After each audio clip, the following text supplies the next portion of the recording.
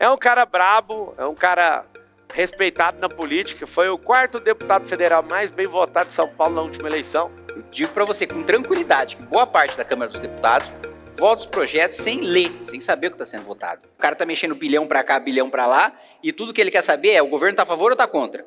O governo tá pagando emenda, tá dando cargo para votar nessa matéria? Ele não quer saber, bom, mas isso aí vai melhorar, vai piorar a vida da população.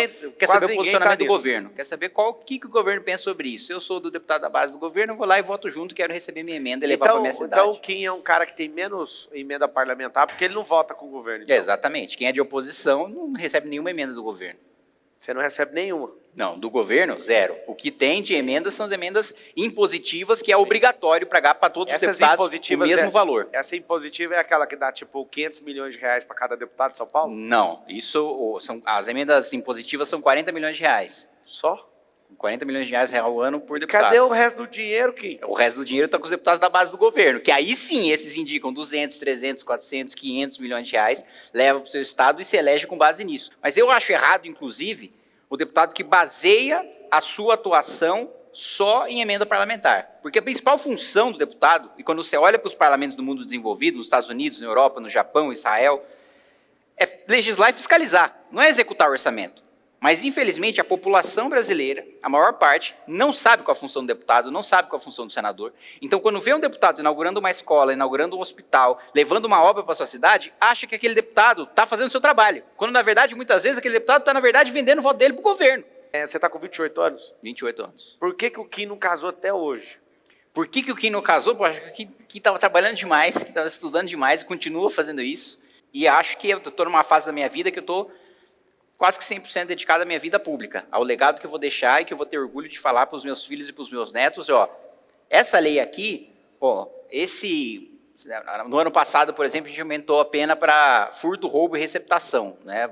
Fazia mais de década que a gente não revia a legislação sobre os crimes contra o patrimônio, que são hoje um dos principais problemas que a gente tem em São Paulo e no Brasil. Artigo 155, 57 e 180. Isso. E a gente aumentou a pena de todos eles, justamente também para impedir, principalmente no furto, e nos furtos mais graves, furto de carro, furto de coisas, projeto de lei meu. Parabéns.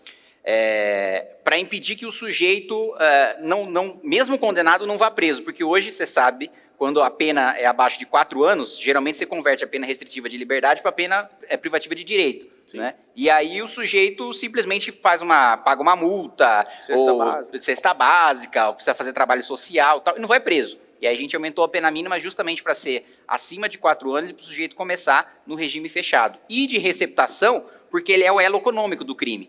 Se o sujeito rouba, se o sujeito furta, ele precisa escoar esse produto de crime, esse celular, esse carro roubado em algum lugar. Se não tem quem receba, né, não tem motivo econômico, não tem incentivo econômico para você cometer aquele crime. E qual que era o grande problema? Por não ter grave ameaça e por não ter violência, a pena de receptação era muito baixa, mas é um elo econômico fundamental para crimes com grave ameaça e com violência. Daí que a gente aumentou a pena de receptação, justamente escutando a polícia. Quando eu estava lá no parlamento, recebendo uma condecoração lá de comendador, eu sinto uma energia de improdutividade aqui tão grande. E te falo isso assim que, eu não sei se você acompanhou, eu acabei sendo eleito deputado federal e fizeram uma sacanagem comigo, eu já virei essa página, não tenho o que fazer mesmo, né? Tirei uma vaga do PT e o PT foi lá e resolveu o problema. Fui eleito, quase 250 mil votos. E ontem eu senti assim, eu tenho uma percepção boa de energia. Você sente isso também, essa improdutividade ali no ar, como se fosse um lugar onde poderia resolver tantos problemas, mas parece que cada um puxa para um lado e a gente não consegue progredir como nação. Você também tem esse sentimento de frequentar nesse lugar toda semana? Não, mano, não sinto, eu vejo isso, pô. Sabe qual que é a média, o tempo médio para um deputado aprovar um projeto de lei? 5 anos. E o mandato do deputado tem 4. Então a regra do parlamento brasileiro é o sujeito aprovar o primeiro projeto de lei a partir do 2º mandato. Para você ter noção do nível de improdutividade. E isso quando não é um projeto que é, por exemplo, outro dia na Comissão de Constituição e Justiça, a comissão mais importante da Câmara dos Deputados, a gente estava analisando um projeto do Padilha, que hoje é ministro de Estado do PT, para criar o Dia Nacional do Funk. Imagina, o cara ficou 5 anos com, 200 mil de verba de gabinete de funcionário trabalhando para ele, com cota parlamentar de 40 mil reais todo mês para carro, segurança, motorista, comida, gasolina, mais o salário, para, no 5º ano de mandato aprovar o Dia Nacional do Funk.